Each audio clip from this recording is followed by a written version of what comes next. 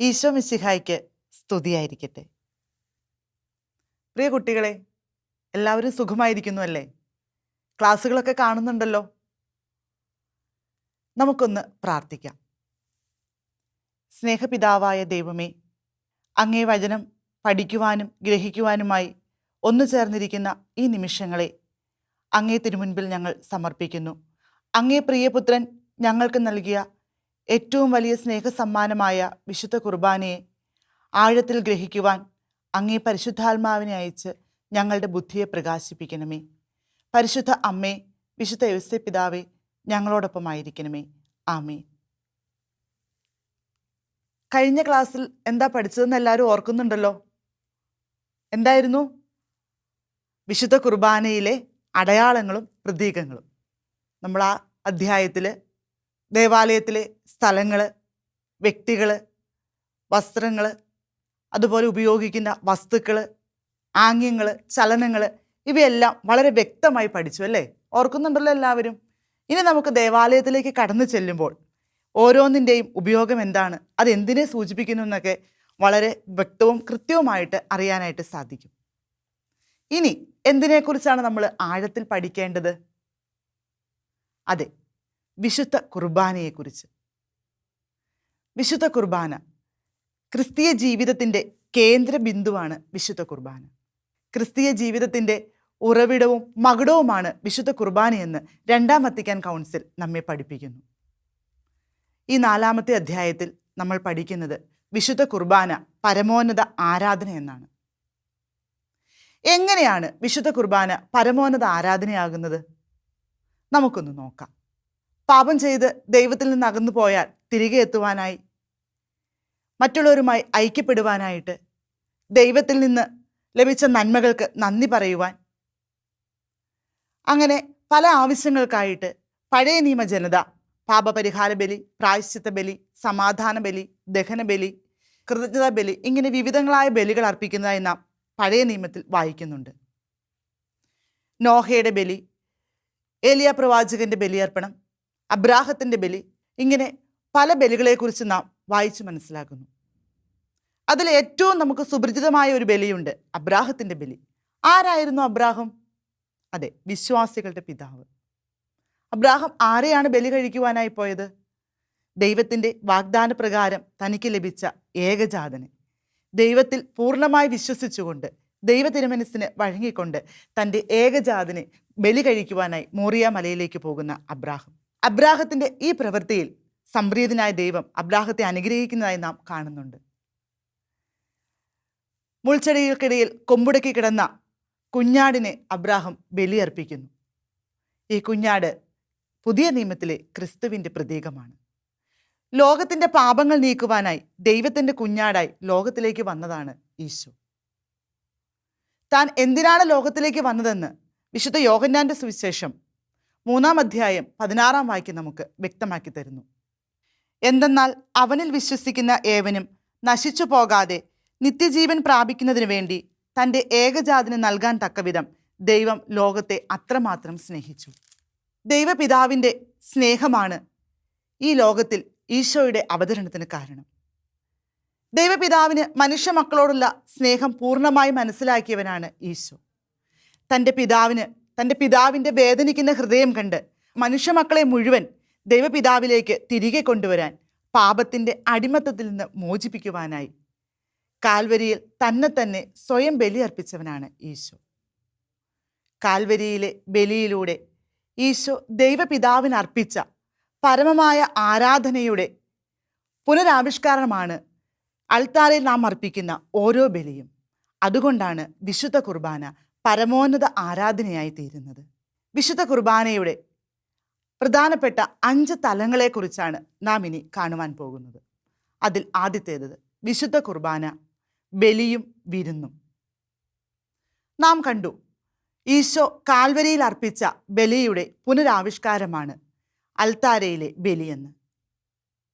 പഴയ നിയമ ബലികളെയെല്ലാം പൂർത്തിയാക്കിക്കൊണ്ട് എന്നേക്കും നിലനിൽക്കുന്ന സ്നേഹബലിയാണ് കാൽവരിയിൽ ഈശോ അർപ്പിച്ചത്.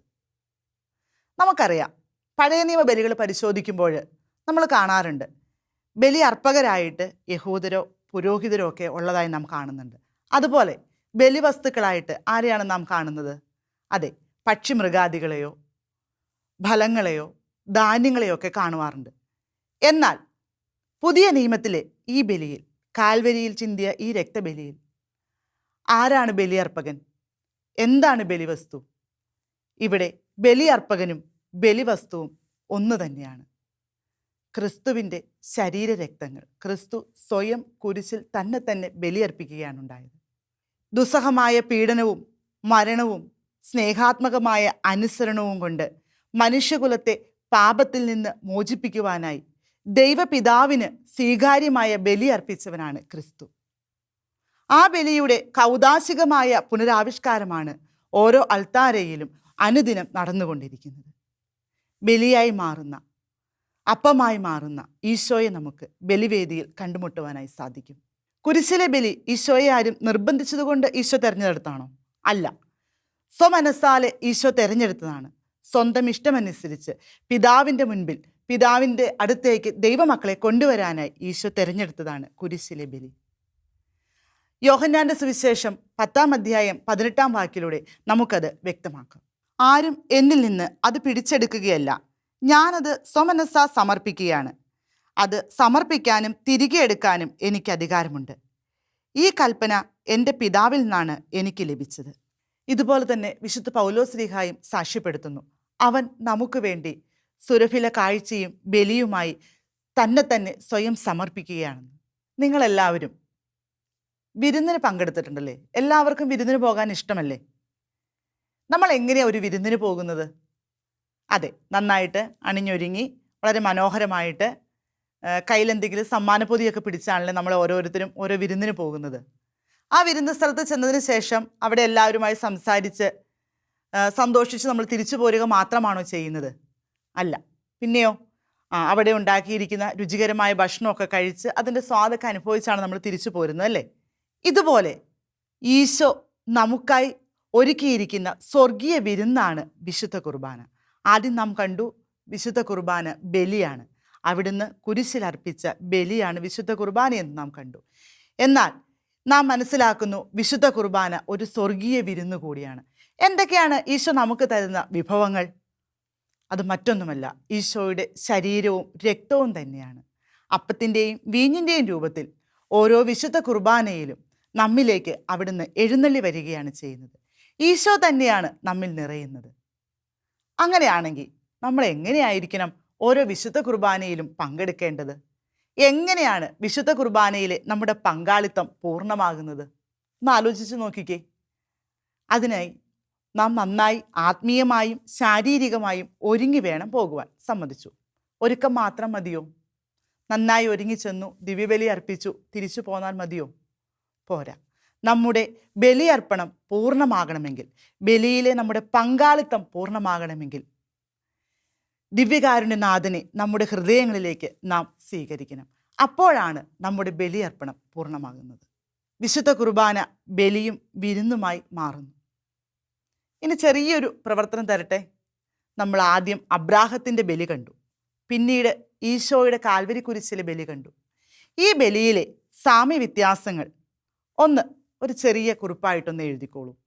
അടുത്തതായി നാം കാണുന്നത് വിശുദ്ധ കുർബാന മിശിഹാ രഹസ്യത്തിൻ്റെ ആഘോഷം എന്നാണ്. അൾത്താരയിൽ അർപ്പിക്കപ്പെടുന്ന ഓരോ ബലിയും പെസഹ രഹസ്യത്തിൻ്റെ പുനരാവിഷ്കാരമാണ്, കൂദാശയാണ്. എന്താണ് പെസഹ രഹസ്യം? ഈശോയുടെ പീഡാസഹനം, മരണം, ഉത്ഥാനം, ഇവയാണ് നാം പെസഹ രഹസ്യം എന്ന് പറയുന്നത്. ഓരോ ബലിയിലും ഇവയുടെ ഓർമ്മയാചരണവും ആഘോഷവുമാണ് നാം കൊണ്ടാടുന്നത്.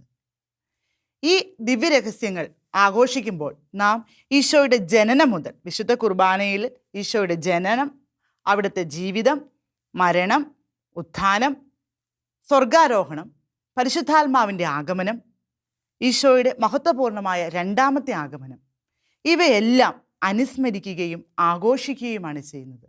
അതുകൊണ്ട് വിശുദ്ധ കുർബാന ഈശോയുടെ മിശിഹാ രഹസ്യത്തിൻ്റെ ആഘോഷമാണ്.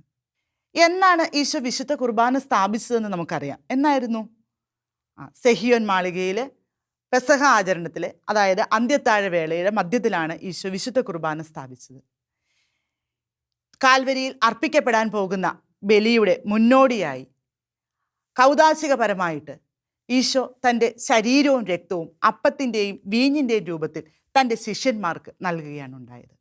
ഇതിൻ്റെ ആസ്വാദനമാണ് ഓരോ വിശുദ്ധ കുർബാനയും. ഈശോയുടെ ഇഷ്ടപ്രകാരവും കൽപ്പന പ്രകാരവുമാണ് നാം വിശുദ്ധ കുർബാന അർപ്പിക്കുന്നത്. ഈ അധ്യായത്തിൽ നാം കണ്ട 2 കാര്യങ്ങൾ എന്തൊക്കെയാണ്? വിശുദ്ധ കുർബാന ബലിയും വിരുന്നുമാണ്. വിശുദ്ധ കുർബാന മിശിഹാ സംഭവത്തിൻ്റെ ആഘോഷമാണ്. ഇനി 2 പ്രവർത്തനങ്ങൾ കൂടി നിങ്ങൾക്ക് തരികയാണ്. നമ്മുടെ പാഠപുസ്തകത്തിൽ 1-ാമത്തെ ചോദ്യം, വിശുദ്ധ കുർബാന പരമോന്നതമായ ആരാധനയാണെന്ന് പറയാൻ കാരണമെന്ത്?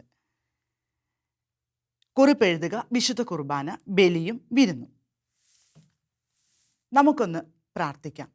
സ്നേഹപിതാവായ ദൈവമേ, ഈ നിമിഷങ്ങളിൽ വിശുദ്ധ കുർബാന ബലിയായി വിരുന്നായി ഞങ്ങളിലേക്ക് ഇറങ്ങി വന്നതിനെ ഓർത്ത് ഞങ്ങൾ അങ്ങേക്ക് നന്ദി പറയുന്നു.